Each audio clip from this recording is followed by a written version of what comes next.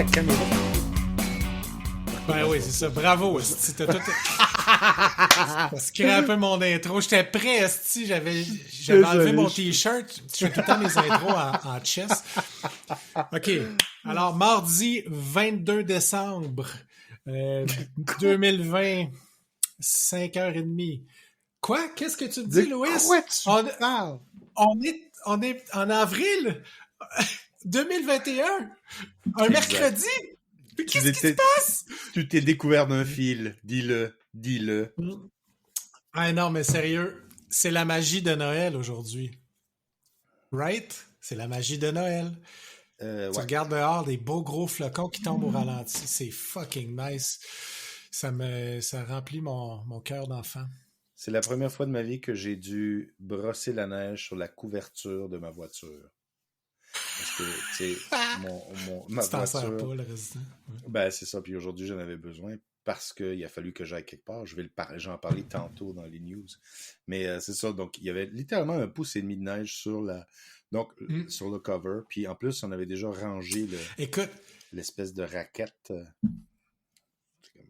De toutes les journées de notre vie en 2021, de toutes les journées, il n'y en a aucune où on a été obligé de sortir. OK? Aucune. Jusqu'à maintenant. Puis tabarnak, aujourd'hui, moi, à matin, j'avais comme un rendez-vous chez le dentiste pour un nettoyage, puis ma blonde avait son rendez-vous pour son vaccin. Mm-hmm. On a pris le char 2 fois. La fucking journée qui neige, heureusement. Il démarrait, c'était déjà ça. Puis c'était quand même cool, là. C'est un char qui est fait pour ce genre de température-là, mais fucking hell! On se promenait en t-shirt la semaine passée. Ben oui, il faisait chaud. On a même allumé l'air climatisé.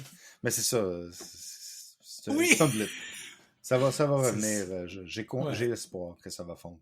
Mais quand ça s'est mis à tomber ce matin, je dis... Bienvenue en avril. Là, oui, bienvenue. C'est tard en avril. Je te perds. Il n'y a pas une règle comme quoi... on peut pas... Je te perds Il peut pas neiger après... Tu me perds? Allô? Oh, puis je te perds, puis là, tu reçois mes affaires au ralenti en plus. Ah, ça va faire comme l'autre fois. Il va falloir que tu checkes ton réseau, man. J'ai l'impression que t'as des enjeux avec ton réseau.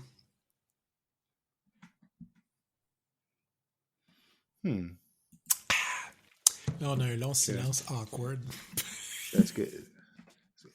Ben, c'est parce que... Est-ce que tu m'entends ou tu m'entends pas? Je t'entends, mais j'ai l'impression qu'on reçoit les trucs au ralenti, là, comme il y a un gap en décalé. Ouais. Ah, sacrifice. OK, attends, je vais écrire quelque chose dans le chat, puis lis-le à voix haute quand tu le reçois. Ah oui, sors puis reviens. C'est bon, ça. Fait que, ben, en attendant... je sais bien pas, en attendant, de quoi que je pourrais parler pendant que Louis est parti. Ouais.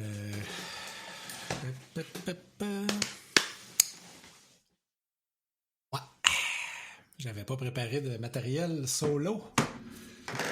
De quoi que je pourrais parler ici? Ah, j'ai commencé, je vais vous parler de quelque chose. Les amis. Je vais vous parler d'une affaire que j'ai pas fini, mais j'ai commencé. Qui s'appelle Night in Paradise. Puis c'est un film de mafia coréenne. Puis c'est pas mal bon. Ça part bien. Je sais pas qu'est-ce que ça va dire. Je suis même pas rendu à moitié. Mais c'est ça, visuellement, c'était pas pire. Les personnages, ils ont l'air attachants. Puis ça a un autre vibe complètement que les films de mafia japonaise, malgré qu'on pourrait s'y méprendre au début.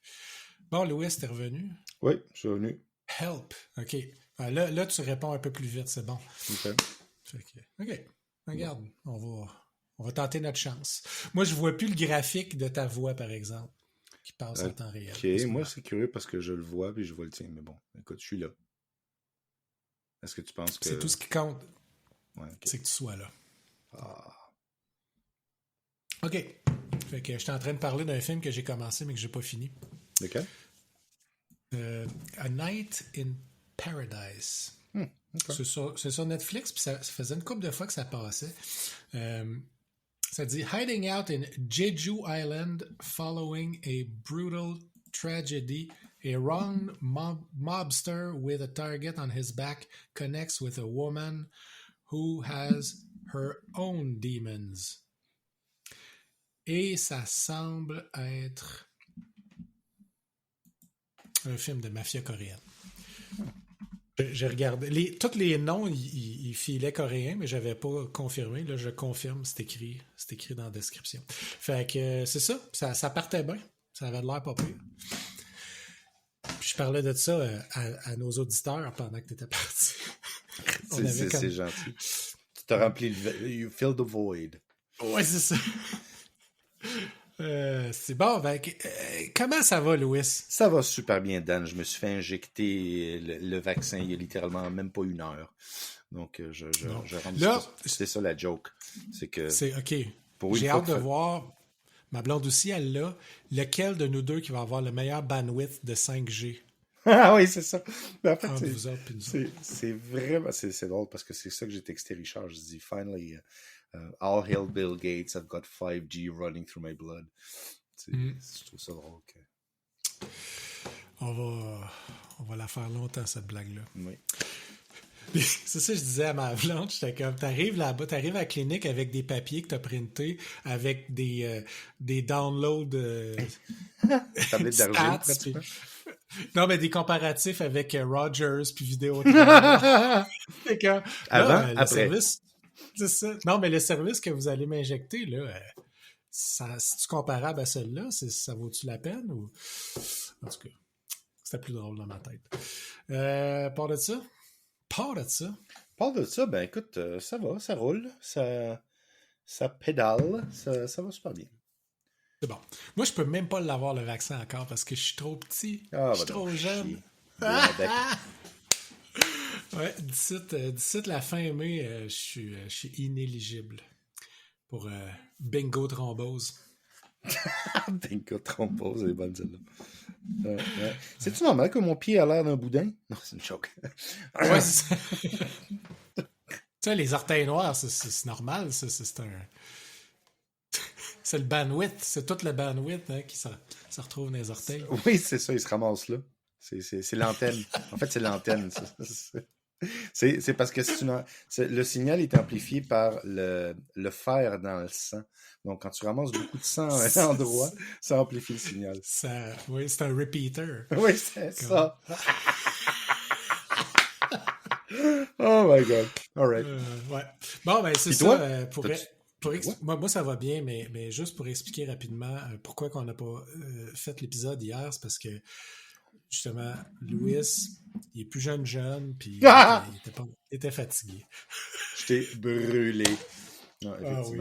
Ça paraissait dans ton texte. Puis de toute façon, je me disais que, tu sais, même on aurait pu skipper une semaine, ça n'aurait pas été grave, mais bon. Mais j'avais mal à faire ça. Je me sentais cheap. Ça fait quand même 63 semaines. C'est vrai. En fait, non, c'est pas vrai parce qu'il y a une couple d'épisodes hors série là-dedans.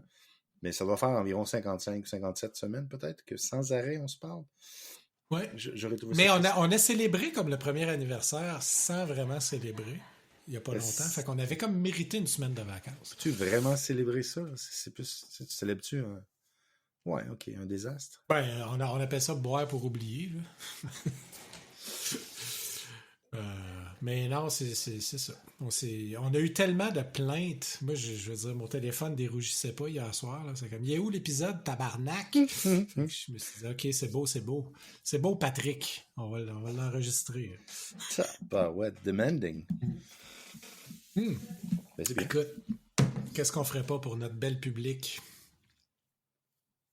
J'ai une liste, attends, on va checker, mais je pense que j'ai des notes. Tout ce que je ferais pas. Moi, il n'y a rien que je ferais pas, mais c'est des niveaux de... C'est des quantités d'alcool différentes. Oui, c'est ça. Côté news, il y a pas mal de stock. La première news qui m'a punché, que j'ai appris hier, j'étais pas mal content. Tu sais, il parlait de fermer le PlayStation Store pour la PS3, puis pour la Vita. Mm-hmm. Et puis, dans le fond, si je comprends bien, c'est que tu avais accès aux jeux que tu avais déjà achetés, qui étaient downloadés localement sur la console, mais la pipe était coupée à tout jamais. C'est des jeux qui étaient plus disponibles pour le nouveau monde qui voulait comme se connecter puis acheter. Puis finalement, le outcry a été tellement massif, un peu comme nous autres hier quand on n'a pas publié l'épisode, le même genre de outcry qui a fait qu'on a on a backé puis on l'a enregistré aujourd'hui finalement. Mais les autres, ils ont fait shit. Le monde crie trop fort, on peut pas fermer ça. Fait que, en fait, ils fermaient celui pour la PSP aussi. PSP, Vita, PS3. Puis, ils ont décidé de laisser Vita puis PS3 ouverts. Ils avaient sous-estimé combien il y avait de gens qui l'utilisaient encore beaucoup. Là. Puis combien que le monde avait de l'amour pour la Vita, entre autres, qui est quand même une console légendaire. Fait que, c'est ça. Ils ont changé d'idée puis ils se sont excusés. Mais c'est cool, ça. Je respecte ça. C'est très japonais. C'est très japonais comme attitude, comme approche. Genre, changer d'opinion basé sur le feedback, puis être, tu sais, demander pardon même. Je trouve ça beau. Ah, puis toi, qu'est-ce que t'as comme... t'en as une coupe? Ouais, ben hier, c'était le Apple Spring Event. Il y a eu une flopée de choses qui ont été annoncées. Rapidement, les AirTags, que ça fait environ 8 ans qu'on les attend ou à peu près, mais là, finalement, ils sont sortis. Donc ça, c'est les petits bidules que tu peux mettre dans un device, dans ton porte-clés ou quelque chose, puis que tu peux retrouver avec un Find My machin. Ah, OK. Donc, je pense que 4 pour 99 $, quelque chose comme ça. C'est très raisonnable, puis ça utilise le U1, le chip U1 pour style Bluetooth pour faire la détection. Donc, apparemment, c'est bon, bref. Ça doit être trippant, par exemple, quand la map, elle montre une photo de toi, genre. Oui, tabarnak. J'ai encore mangé le porte-clés quand j'étais sous. Ouais, c'est bon. Ensuite, il y a eu les nouveaux iMac 24 pouces. C'est littéralement des MacBook Air avec un écran c'est littéralement ils ont enlevé le clavier puis ils l'ont mis sur un pied, genre. Ben, c'est littéralement ça, parce que c'est exactement le même chip. En fait, c'est le même motherboard d'une certaine façon, mais il est incrusté à l'intérieur d'un écran 24 pouces ultra plat là, qui a genre 11 mm d'épaisseur. C'est joli, c'est très joli. Sauf que si tu as déjà un MacBook Air, c'est littéralement la même chose. Le nouveau iPad Pro, qui lui aussi est un MacBook Air, parce qu'encore une fois, c'est exactement la même chose. Autrement dit, ils ont pris le même motherboard puis ils l'ont foutu partout. Donc, ça donne un iPad Pro hyper puissant, là, c'est complètement hallucinant. Puis un iMac correct, 24 pouces. Là, tout le monde s'attend. En fait, tout le monde attend plutôt le MX1 ou un M1X à ce moment-ci. Puis une couple d'autres K5 de même. Là. Un nouveau Apple TV aussi. Ouais. Je te le dis tout de suite. Aussitôt qu'ils sortent le prochain modèle que tu vas t'acheter, je vais t'acheter ton MacBook actuel. OK. Si tu le vends. Bon, oui. Cool. Mais non, c'est ça. C'était un petit event quand même assez bourré. Ça a été quand même assez... Je pense que ça a duré 1h30, même pas. Assez condensé. Moi, premièrement, c'est clair que l'iPad Pro, c'est une bête. Je sais pas qui a vraiment besoin de ça. Le iMac... Le monde qui utilise une tablette comme un PC. Genre, la seule affaire qu'ils ont, c'est un iPad. Oui, peut-être. Mais en fait, c'est vraiment impressionnant. Le iMac est vraiment très, très beau. Il est très léger, puis c'est vraiment une amélioration. En fait, pour quelqu'un qui cherche un point d'entrée puis qui n'était pas confortable avec l'idée, parce qu'il y a des gens qui n'aiment pas nécessairement le laptop comme forme.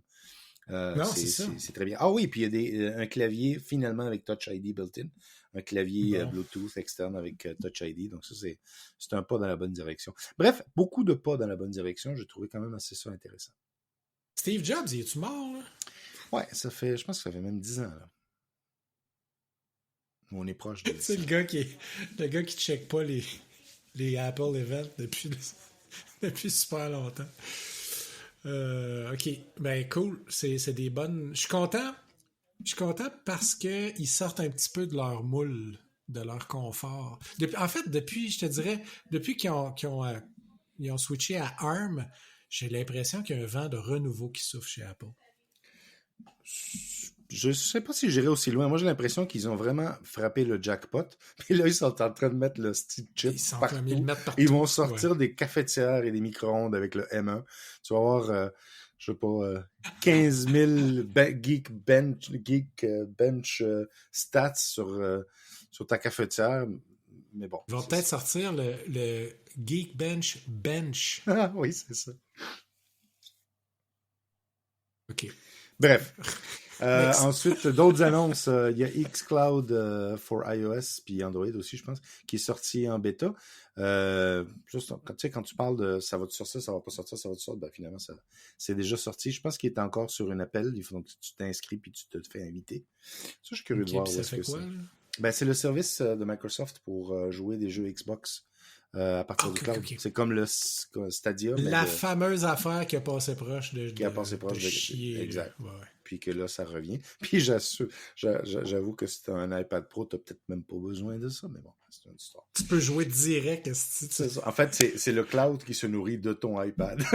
Tu hostes la game de ton voisin. Il y a quelques cycles de CPU qui sont là pour power le xCloud. Oui, c'est ça. Une taxe. 10% de ton CPU, en fait, il mine des bitcoins, puis il aide... On vient peut-être de starter un modèle de business, nous autres, là. Tu vends des devices, mais tu utilises leur processing power pour vendre des services à d'autres mondes. Puis toi, tu es dans le milieu, puis tu fais juste comme te rouler dans du cash. C'est pas comme ça que fonctionnent les jeux sur, justement, Xbox, où est-ce que tu hostes la game que ton voisin joue? Ouais. Il y a quelqu'un qui a pensé avant. Je pense que Battle.net était là avant toi aussi. Bref, l'autre nouvelle, c'est que le MMORPG Lord of the Rings d'Amazon, la surprise de personne, a été cancellé après qu'ils aient investi je ne sais pas combien de millions de dollars. Amazon ils se sont rendus compte que le monde il jouait encore au vieux jeu, au vieux MMORPG de Lord of the Rings. Effectivement. L'Otro, hein.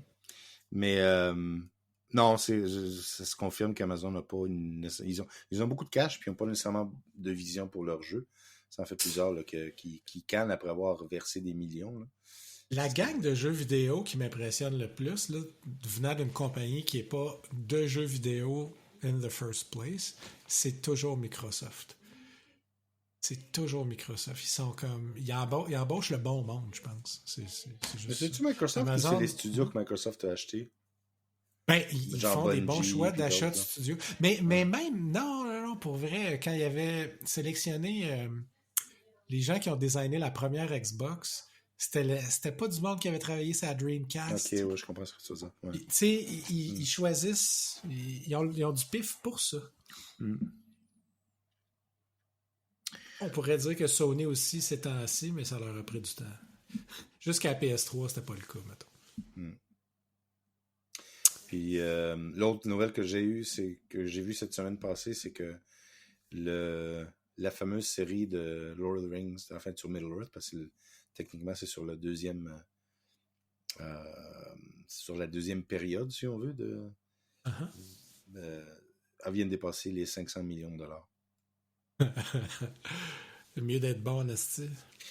En fait, c'est difficile à comprendre comment ils ont pu dépenser autant de... Ben, ça me dépasse.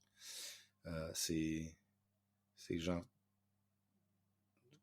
48 millions par épisode ou quelque chose comme ça. On pourrait se renflouer en disant au monde de plugger un contrôleur dans leur TV. Puis là, ils pensent qu'ils sont en train de jouer aux jeux vidéo en watchant la série. Fait que là, t'as comme... Tu doubles tes customers. C'est une stratégie. Plein de bonnes idées, moi, aujourd'hui. Ouais. Écoute, il faudrait enregistrer plus le mercredi. On dirait que t'es 10 fois plus allumé que le mardi. Ça n'a pas d'allure.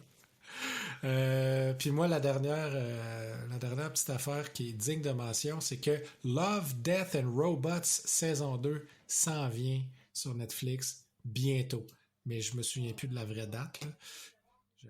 Ça aurait été facile de googler ça. Mais en tout cas, ça s'en vient. Moi, j'avais aimé ça. Toi, t'avais pas aimé ça tant que ça, hein? Moi, j'avais pas marqué. Ben, j'ai trouvé ça cute, mais j'avais pas trouvé ça... ça se regardait, mais je trouvais pas que c'était spécial, mettons. OK. Voilà. C'est ça. Moi, j'avais plus aimé ça un peu, puis ça me met de bonne humeur qu'il y en ait un autre. Puis surtout sur Netflix, asti qu'ils ont rien. C'est pas excitant. Je passe des soupers au complet à browser Netflix, puis je pèse pas play. Jeux vidéo. C'était le jingle. Ouais, ben jeux vidéo, je vais commencer par ce qui est sorti aujourd'hui, c'est l'expansion de Unity of Command 2, Barbarossa, qui est l'invasion de la Russie. Je l'ai acheté et installé sur l'heure du midi. J'ai pas encore eu le temps d'essayer par contre. Mais j'ai lu, il y a 23 scénarios pour $12, ce qui est vraiment un très bon prix. J'ai hâte de jouer. En fait, si on n'était pas en train d'enregistrer le podcast, je serais probablement en train d'essayer la première mission. C'est ça que tu fais. C'est mon... Ça achève. Donc, je switch de War in the East 2 à un jeu complètement différent on War in the East. Ouais. Je me sens un petit peu... D'ailleurs, on a eu 2 downloads de l'épisode d'avant à Taïwan. Je me demande s'il n'y a pas des keywords. Ça parlait beaucoup de War puis de East. Ah, peut-être. Je me demande s'il n'y a pas des genres de bots qui downloadent automatiquement quand il y a certains keywords qui sont mentionnés. En tout cas. Mais c'est cool. Barbarossa. Tu nous en parleras la semaine prochaine. Genre. Moi, j'ai joué beaucoup à Hitman 3. Puis, pas parce que j'aimais ça tant que ça. J'adore ça, là. Mais c'est pas à cause de ça que j'ai joué beaucoup. C'est parce que j'arrêtais pas de mourir, tabarnak. Dans le premier bout, dans le premier tableau. Écoute, la façon, puis genre, on en a déjà parlé, les jeux de stealth, puis moi, la façon que ça se passe, c'est tout le temps genre, OK, là, je fais ça comme I'm a ghost. Je rentre, ils me verront pas, asti. Je vais même pas tuer personne. Je vais juste les endormir gentiment, puis je vais les cacher dans des garde-robes partout. Puis, au premier soupçon de contrariété, je me mets à tirer de la mitraillette dans la foule. Puis, c'est un bain de sang. Sauf que la première mission, c'est dans une genre de tour à Dubaï avec... C'est une réception. Il y a du monde partout, sur tous les étages. Il y a des techniciens, il y a comme un show, il y a du monde qui font des speeches, il y a des invités qui mangent des petites bouchées. Là. C'est quoi? Il y a un genre de buffet. Puis il faut que tu ramasses quelque chose puis que tu tues 2 targets. J'ai pas réussi. J'ai pas réussi à... Il y a tout le temps des innocents qui sont morts. La seule fois, tu sais, comme la fois que je suis pas mort, j'ai réussi à me pousser, c'est parce que j'ai juste été chanceux, j'ai couru dans le bon corridor en sauvant. Mais c'est ça. Puis par contre, les 2 autres missions après sont pas mal plus adaptées à la personnalité, disons.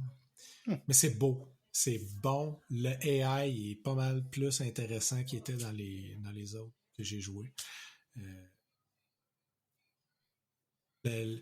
La gang qui développe cette batch de Hitman-là, je les aime vraiment gros. C'est le genre de jeu que je vais probablement jouer pendant des années. C'est comme la version stealth game des Sims. Genre de shit que tu installes, tu joues non-stop pendant tout un week-end. Puis après ça, ben, tu y repenses juste l'année d'après. Là. Ça va probablement être ça pour moi. Quand je vais avoir fait la campagne principale, il y a juste une affaire négative que j'ai à dire. Les gens qui ont designé le système de menu quand tu rentres dans le jeu, là, c'est des psychopathes. OK. C'est tellement... Tu sais, hostie, on travaille en TI, puis je retrouvais pas comment continuer ma game. OK. Ça, c'est un design... peut-être c'est par exprès. Peut-être. C'est un test. C'est un test, oui, c'est ça. De continuer ta game. Ah, hostie, man. C'est des gros carrés partout. Il y en a des plus petits, il y en a des plus grosses. Ils essaient de nous vendre des espèces de features online dont on se calisse. On veut juste continuer l'histoire. Tu startes le jeu, tu veux jouer l'histoire, puis l'histoire, c'est pas évident, là. T'es où dedans? Puis ils te font juste te montrer les chapitres avec les noms. Ils sont même pas numérotés, genre. Puis tu sais pas t'étais dans lequel, nécessaire. En tout cas, bref. Fallait juste aller dans Load game. Tu sais, ça aurait été tellement facile de mettre un gros piton Continue. Ouais, c'est ça. Continue. Comme presque tous les autres jeux. Ouais. Mais sinon, une fois que tu as réussi à te rendre dedans, là, c'est cool en Chris. Cool. C'est bien. Jeu de table. Toi, comme d'habitude, tu as des tonnes de choses à raconter. Ben écoute, j'ai ouvert le Monsters Manual.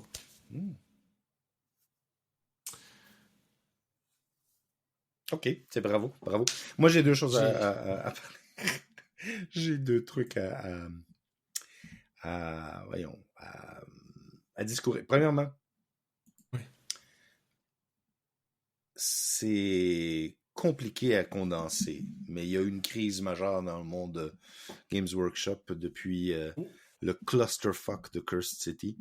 Cursed City, c'est le jeu comme Blackstone Fortress, Warhammer Quest, mais dans le monde de Age of Sigmar, qui a été hyper hypé, dans le sens qu'ils ont fait des films, ils ont fait des présentations, ils ont fait de la musique, ils ont fait des clips. Écoute, là, ça fait probablement 4 mois que tout le monde attendait anxieusement que le jeu sorte. Le pre-release s'est vendu en moyenne, parce que c'est par région, entre 15 et 20 minutes par région. Il en restait plus. Donc, c'était pas là. Fuck you. Dans la première vague de réponses, Games Workshop a dit calmez-vous, là, pas grave, on va faire une deuxième impression. C'est correct. Puis la plupart des magasins vont avoir un paquet de stock. Genre 12 heures après, ouais, finalement, les magasins, il y a des magasins qui en auront, mais il y en a beaucoup qui en recevront pas. Puis 12 heures après, c'est finalement, on fera pas une deuxième impression. Littéralement, en 24 heures, ils sont allés de c'est le jeu le plus hot de l'année, tout le monde le veut, à on n'en réimprimera pas, fuck you. Pas seulement ça, ils ont commencé à nettoyer toutes les fils de discussion pour réviser tout ce que les réponses de marketing puis de avance. Donc, écoute, ça a été j'ai rare, depuis que je suis le hobby, là, c'est la première fois que je vois les fans se retourner à une vitesse comme what the fuck, qu'est-ce que tu fais? Surtout que ça fait... Ça fait une semaine, en fait. Ça va faire une semaine maintenant. Moi, j'ai été très chanceux parce que je l'avais réservé à un magasin qui l'a reçu. Donc, je l'ai. Et il en reste encore dans les magasins. C'est juste que, en fait, personne ne comprend ce qui se passe. C'est ça le problème. C'est que c'est une opacité. Il y a un exec qui a trop de power, qui est un gros cave, puis qui est... Au début, c'est des gens qui savent qu'est-ce qu'ils font, qui ont commencé à gérer la crise. Puis cette personne-là qui a trop de power, en fait, non. En fait, il y a plusieurs théories. Une des théories, c'est que ils ont pris beaucoup de retard dans leur pipeline, parce que là, ce qu'ils ont fait, c'est qu'ils ont carrément ralenti leur... tu sais, ils sortent des produits toutes les semaines, eux autres. Là. Puis on dirait qu'avec avec la pandémie, avec les coûts, en fait, il y a une explosion des coûts du transport de containers de Chine, puis il y a beaucoup de choses qu'eux font imprimer en Chine. Ils assemblent tout en Angleterre, mais ça vient de Chine. Troisième chose, il y a beaucoup de problèmes à comprendre quelles sont les obligations pour les third-party countries en Europe à cause du Brexit. Donc, il y a plusieurs théories qui sont... Mais le problème, c'est qu'il y a personne de Games Workshop qui a donné vraiment une explication claire. Ils pourraient être sortis. Ils n'ont pas l'air de s'entendre à l'interne. C'est ça. Il y a aussi en fait, la théorie la plus intéressante que j'ai entendue, c'est qu'il y a des bouts de texte qui apparemment seraient copyrightés, puis que là, ils veulent pas... Il faut qu'ils règlent ça en premier. Bref, tout le monde tire dans toutes les directions, mais c'est dommage, parce que moi, j'ai bâti toutes les figurines, j'ai commencé à les peindre, j'ai joué le jeu, puis c'est vraiment un bijou, là. Il n'y a aucune raison pourquoi que Games Workshop ne réimprimerait pas ce jeu-là. En termes de mécanique, il n'y a vraiment rien. Et en fait, ce qui est drôle, c'est que quand tu lis les règles, c'est bâti pour avoir des expansions. Donc, s'ils n'en sortent pas, s'ils cannent le jeu pour une raison de copyright ou pour de pipeline de production, ou va savoir quoi, it's really sad. Donc, voilà. Et ceux qui ont travaillé dessus, là, ils doivent capoter. Imagine-toi, là, parce que ça prend du temps de faire un jeu comme ça, là. C'est pas quelque chose que que tu improvises, là, il y a des choses qui sont recyclées, mais... Il faut le fine-tuner longtemps. Exact. Ouais. Puis, voilà. Mm-hmm. L'autre chose que je voulais... Clusterfuck. C'est un vrai clusterfuck. On va voir comment ça se résout. En fait, tout le monde s'attendait à ce qu'au bout d'une couple de jours, il y ait un communiqué officiel. Et à place de faire ça, ils ont fermé la page Warhammer Community de Curse City. C'est comme, c'est une réponse à la soviétique, là. C'est pas bon, ça, là. C'est pas dans la direction que les gens s'attendaient. Next step, là, ils commencent à éliminer le monde qui poste. Oui, c'est ça. Exact. En fait, ils envoient des hitmen chez toi, ils récupèrent le jeu, puis ils te tirent. C'est ça. Peut-être... On n'aura pas besoin d'en faire une deuxième impression. On en a assez, finalement. On les a récupérés. Ouais, fait que l'autre affaire, c'est quoi? L'autre affaire, c'est... puis là, c'est vraiment plate parce que j'ai complètement oublié le nom, puis je ne l'avais pas écrit. Mais je regarde ça depuis une couple de jours. Ça s'appelle... Ah, donne-moi quelques secondes.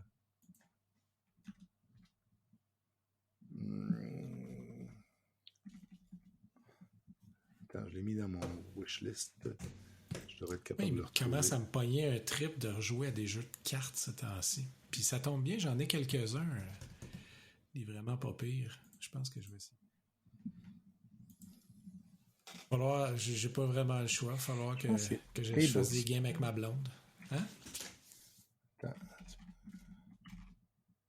Talespire. Bon, ça s'appelle Talespire. En réalité, c'est quelque chose que je cherchais depuis très longtemps. Comment t'écris ça? Talespire. T-A-L-E. Spire. C'est un... Comment est-ce que je peux l'expliquer? C'est une table de jeu virtuelle faite pour ressembler à un jeu de figurines qui te permet de hoster des games de style D&D, mais il n'y a pas de règles associées à ça. En fait, tout ce que ça te permet de faire, c'est de bâtir tes donjons ou tes villes ou whatever. Puis tu as un set de art, puis là, les gens, ils se connectent sur ta game, tu leur donnes un bonhomme, puis ils manipulent. Donc, c'est un peu comme On n'avait pas parlé Non, j'ai parlé d'une couple d'autres, mais pas celui Non, j'en ai parlé d'un autre il y a environ... Ben, celui-là, ça fait pas si longtemps ça que... Puis là, il est sorti du alpha, il est en early access. Il a l'air vraiment cool. Il y a juste un gros problème que je trouve, c'est que pour l'essayer, vraiment, ça coûte 30$, ça, c'est pas vraiment un problème, mais tu n'as pas de guest license. Autrement dit, si je l'achète, pour que toi, tu puisses te connecter sur ma game, il faut que tu l'achètes aussi. Puis, si tu as une game de 5 personnes, ben, tout le monde doit l'acheter 5 fois pour l'essayer, ne serait-ce qu'une fois. Et je trouve que ça a l'air vraiment hot, mais j'hésite à cause de ça, parce qu'en réalité... C'est combien? Ben, c'est 30$. Ouais, c'est x5. Tu sais, c'est ça, 30, c'est juste une petite affaire.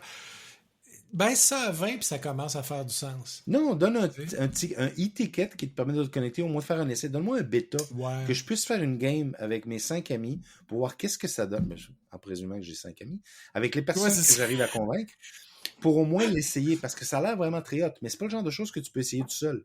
Puis c'est pas vraiment quelque chose que tu peux vraiment essayer juste à deux.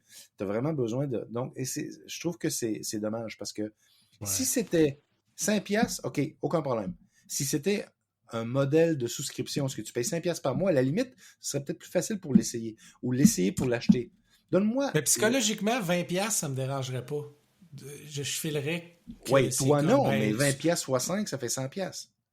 Oui, mais tu sais, si chacun, ça les dérange oui, mais pas. veux-tu... Mais c'est cher. Ouais, c'est cher pour faire un essai. Mais, en tout cas, check-le, parce que c'est cool. Visuellement, je trouve ça très cool. Puis le builder, je vais peut-être juste l'acheter pour jouer avec le builder. Puis tu as une communauté qui fait ce qu'ils appellent des slabs. C'est comme des donjons ou des tables de jeu déjà complètes. Donc, par exemple, dans un des démos, le gars, il dit mais à la place d'attaquer, je ne sais pas trop qui, ils ont tourné à gauche, puis ils se sont retrouvés devant la zone qui était décrite comme The Witch's Lair.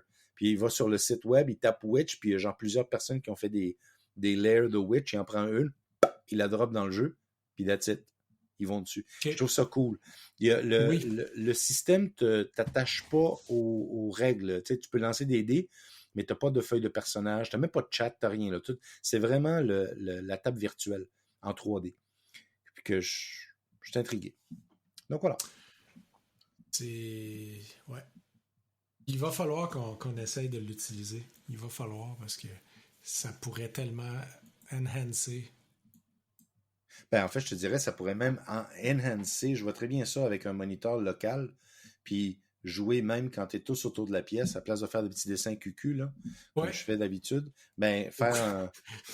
faire- Mes maps légendaires. Ouais, les tiennes sont légendaires. Les tiennes sont une œuvre d'art. Moi, c'est des petits Trois graffitis. bonhommes allumettes avec une ligne sur une napkin.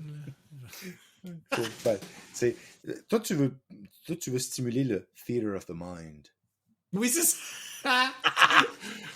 Moi, j'espère que vous avez un très, très gros theater of the mind. Donc voilà, Ouais. c'était mon commentaire Cool. jeu de table. Nice. Côté livre, je me replonge dans Eisenhorn. Oui, Il y a comme une espèce de petite section qui s'appelle Missing in Action entre la fin du premier. novella. Ouais, c'est ça. Fait que Missing in Action que j'ai commencé, puis après ça, je me tape Malleus. Fait du Cool. bien. Ouais, c'est le fun. Tu t'ennuies? Ouais. Ouais. Non, je suis curieux d'entendre tes commentaires sur la suite. Quand j'ai arrêté, c'était comme si j'aurais pu continuer, mais c'était comme si j'avais eu tellement de bonnes grosses doses, je voulais le remettre sur la tablette pour l'apprécier plus, on dirait. Fait que je suis rendu là, je suis mûr. Ah, je te comprends. C'est quand même quelque chose de meaty. Il y a beaucoup de choses, c'est le fun. Ouais. Mais en fait, Omnibus, c'est peut-être une mauvaise idée pour des romans de cette densité-là. Là. C'est comme. J'aimerais ça voir la pause en collection en papier, en tout cas. Oui, Je- c'est Ça doit être un esti de bétail. c'est gros. C'est gros. Puis en parlant de gros, ben, j'ai reçu. Moi, je suis abonné au newsletter de Humble Bundle. J'en ai déjà acheté plusieurs dans le passé. Humble Bundle, c'est un truc. Puis là, probablement, je l'ai mal écrit, là, comme d'habitude. Non, C'est tu un l'as eu truc. comme faut. Oh, wow, c'est surprenant. C'est un truc où est-ce que tu donnes de l'argent. En fait, tu as plusieurs paliers que tu peux acheter pour un certain prix, soit des livres, ou des jeux, ou des manuels, ou des PDF. Il y a vraiment Ça, de c'est tout. des paliers de montant d'argent. De montant Puis d'argent. De très, très en bas. échange desquels tu C'est as ça. des goods. C'est comme des spéciaux en paliers. Tu payes 1$, tu as, mettons, 5 livres. Tu payes 5$, tu as toute la série de X. Tu payes 25$, puis tu as bon. Puis là, écoute, j'en ai acheté tellement dans ma vie là, que j'ai un répertoire où tout ce que j'ai, c'est parce qu'il y a beaucoup de choses. Ils sont généralement DRM, free. Ils n'ont pas de DRM. Ils sont souvent en EPUB ou en PDF. Ils n'ont pas toujours DRM free. Moi, je me suis déjà fait pogner avec des cochonneries de Adobe. Mais généralement, ceux que moi j'aime, les livres de règles, tout ça. Puis là, ce qui est sorti, c'est un Humble Bundle sur les D&D Comics. Genre, pour 1$, t'as, je pense, 8 comics. Puis pour le maximum que tu peux dépenser, c'est 35. Là, t'en as genre 300 cucs. C'est débile. Puis il y en a là-dedans certains que j'avais lus, comme ceux de Drizzt, puis d'autres. Mais il y en a que j'avais jamais, que je ne savais même pas qu'ils existaient en réalité, parce que ça fait quoi, 1 an et demi que j'ai pas mis les pieds dans un comic book, ou même plus ça. Ça va faire 10 ans que j'ai pas mis les pieds dans un comic book store. On va voir Pat chez Millennium. Oui, en fait, il faudrait, parce que maintenant que je sais qu'il existe et qu'il est proche. Mais bref, mon point est que... Oui, c'est ça. Mon point est que c'est une belle façon de se mouiller l'orteil pour essayer le bout séries. Du pinceau. Ouais, parce qu'il y a vraiment beaucoup de différentes séries. Donc, il y en a certaines qui sont plus réussies que d'autres. Donc, voilà. Ben, tu sais, comme on a déjà dit à propos de Star Wars, n'importe quoi de D&D, c'est mieux que pas de D&D. Après ça, les différents niveaux de qualité, c'est bon. C'est vraiment nice quand c'est vraiment bon, mais c'est tout le temps correct. Puis pour 1 ou 2$, si tu vas te chercher genre les premiers numéros de plusieurs séries, au moins tu peux les essayer, tu les lis sur ta tablette ou ton téléphone, whatever. Sur un téléphone, c'est un peu petit, mais sur une tablette, ça rentre très bien, ou même à l'écran. Puis ça te donne une idée. Peut-être que ça t'accroche, peut-être que non. Puis je pense que c'est une des idées de ce genre de choses-là. Donc voilà. De goûter à plein de petits débuts. Ouais. TV, cinéma, j'ai watché Nobody, finalement. Puis, qu'est-ce que t'as pensé de ça? Écoute, c'est un très mauvais film. Très mauvais film. Très maladroit.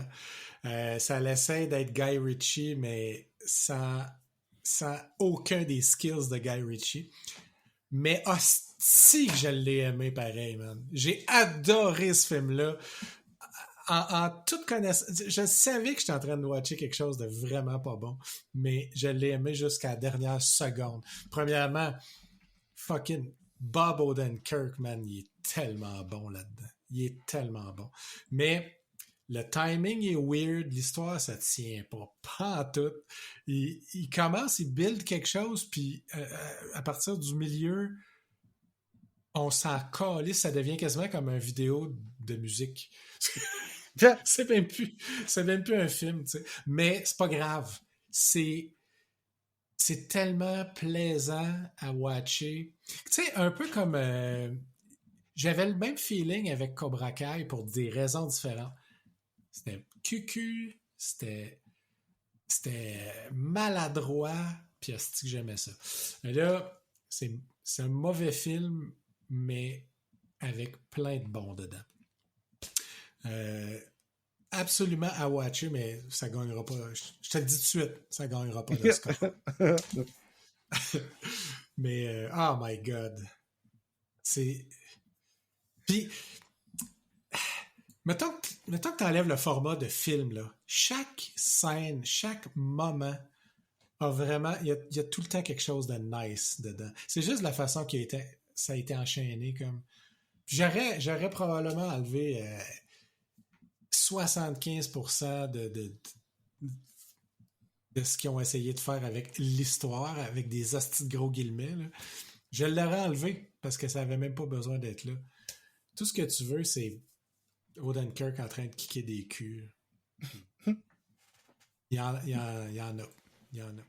Ben, c'est ça. C'est pas tous les films qui ont besoin d'être un chef-d'œuvre, puis parfois, entertainment is what you're looking for. Puis c'est ça. C'est drôle ça. Ouais. Quand c'est ça te fait passer un bon moment. Ah oui. On a ri, on a crié, on a été surpris. Tu me donnes envie. Debout dans le salon, en train de faire Holy fuck! Ouais. Fait que je le recommande, mais si je donne un 3 sur 10. Tu sais, c'est comme... Ouais, je comprends très bien. Ouais. C'est ça. Fait que Gangs of London, là, c'est pas comme Gangs of New York. Non, pas tout. Gangs of London, c'est ça, c'est la série qu'on est en train de regarder. On est rendu au 7e épisode, on peut pas arrêter. C'est hyper violent. Mais quand je dis que c'est hyper violent, là, il y a une scène où est-ce qu'il y a probablement une trentaine de personnes qui se font laminer en morceaux avec un dard dans un bar. Oh. Il y a une autre scène où c'est deux gars qui se battent avec un meat cleaver dans une espèce de... écoute, là, c'est des... Bon, recommençons. C'est une série qui se déroule à Londres aujourd'hui, c'est-à-dire en 2020, 2021, whatever. C'est un Londres qui est au début géré par une alliance de deux mafieux, dont d'ailleurs le protagoniste, enfin celui qui est le plus important, c'est celui qui joue Chief O'Brien dans Star Trek, dans Next Generation. Donc c'est un peu difficile de Cole Meany, c'est un peu difficile de le voir à l'extérieur. Tu sais, j'ai tellement vu dans ce rôle-là que c'est difficile de le voir pour jouer autre chose. Sans le gilet de... Ouais. Sans rien révéler, il se fait buter dans les premières 35 secondes du premier épisode. Puis ça part, c'est comme le premier domino qui tombe. Là. Puis là, ça provoque une guerre. Toutes les gangs, there's an uneasy peace à Londres. Donc, tu as toutes les gangs. T'as les Gypsies, t'as les Irlandais, t'as les Danois, va savoir pourquoi. T'as plusieurs factions du Moyen-Orient. Tout le monde passe par Londres. Puis là, c'est une série de who's backstabbing whom. Puis tous les épisodes. With the Danish. Écoute, you definitely don't, parce qu'il y a une scène en fait, il y a des épisodes qui sont épiques. Chacun des épisodes, en fait, il y a une couple d'épisodes qui sont un peu plus mous, mais il y a une couple d'épisodes qui sont vraiment... Il y en a un que c'est littéralement l'attaque, un siege contre une maison fortifiée. Puis ça a l'air d'un film. Tu regardes ça, là. En fait, chacun des épisodes pourrait très bien être un film. Je veux pas le survendre. Okay. L'écriture est un petit peu... Puis c'est drôle parce qu'il y a beaucoup d'acteurs qui reprennent des rôles similaires à ce qu'ils auraient joué dans Game of Thrones, sans aller beaucoup plus loin. En fait, la femme qui fait Catelyn Stark a fait, la mère des Stark, a fait la mère des des héritiers de l'Empire en réalité, là, puis sauf qu'on dirait qu'elle se venge dans cette série-là pour toutes les choses qu'on lui a faites dans l'autre série. Et il y a un épisode, je serais plus jamais capable d'entendre la chanson Only You. Parce que l'épisode, c'est la chanson Only You pratiquement qui joue en boucle constamment. Puis ils sont en train de torturer quelqu'un dans un sous-sol. Puis pour cacher les hurlements, c'est la. Écoute, il c'est craint. Il craint. Puis, mais tu finis sur le bord du couch en train de dire tu es là, faites de quoi, Chris, mais arrêtez ça. Parce que la vraie torture, c'est la musique. Donc, c'est plein de choses comme ça, intéressantes, amusantes, mais d'une violence là, que c'est pas bon, dans le sens que ça n'a pas une écriture très complexe, mais c'est visuellement très bien rodé, très bien filmé. Puis c'est amusant parce que tu sais pas exactement qui va backstabber qui à quel moment. Donc ça tient toujours en edge. C'est bon, voilà. OK. Ben, en tout cas, tu me l'as vendu en hostie. J'aime ça, de la grosse violence gratuite. Des fois, les seules fois où je suis obligé d'arrêter, c'est quand c'est de la violence envers des animaux. Mais tout le reste... Écoute, je suis tellement d'accord avec toi, je serais pas capable, effectivement. Même des fois, je fais juste lire quelque chose ou écouter... tu sais, le podcast, j'en ai parlé il y a quelques épisodes, j'ai parlé de Necronomipod. Oui, oui. Ils font souvent la vie d'un tueur en série, genre, puis sur plusieurs épisodes. Fait que souvent, le premier épisode, c'est comment il a commencé, genre, son enfance fucked up, puis les premières affaires qu'il faisait. Puis il y en avait un, justement, là, où il torturait les animaux de compagnie du monde qui l'avait fait chier à l'école. Il leur faisait jamais rien directement. Il faisait tout le temps quelque chose. Ça, c'est horrible. À quelqu'un qui était important pour les gens qui l'avaient fait chier ou un animal. Puis, j'avais pas été capable de continuer à écouter. C'était trop d'égal. Tu sais, c'est ça. Ouais, c'est ça. Don't fuck with cats! Non, puis en fait, une des scènes, écoute, il y a des démembrements, il y a des décapitations, il y a de tout. Mais une des scènes les plus épouvantables, c'est un pauvre cheval qui s'éloigne parce qu'il y a une espèce de... Puis il s'effondre. Mais je te dirais que la caméra s'étend sur son effondrement avec plus de tendresse qu'avec toutes les autres morts. Ben, bref. Ils ont les valeurs à la bonne place. Ça prend un certain estomac. C'est pas quelque chose que je regarderais nécessairement en train de manger, par exemple. OK.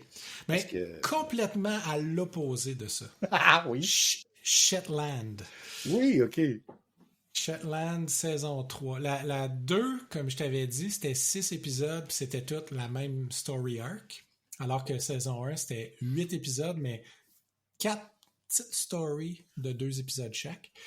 Ben, la 3, ça reprend le format de la 2. Donc, c'était 6 encore. Puis là, c'est à propos... Tu sais, c'était un show qui commençait avec un meurtre puis un coupable. Il fallait qu'on devine le coupable. Tu sais, le format qu'on aime tant.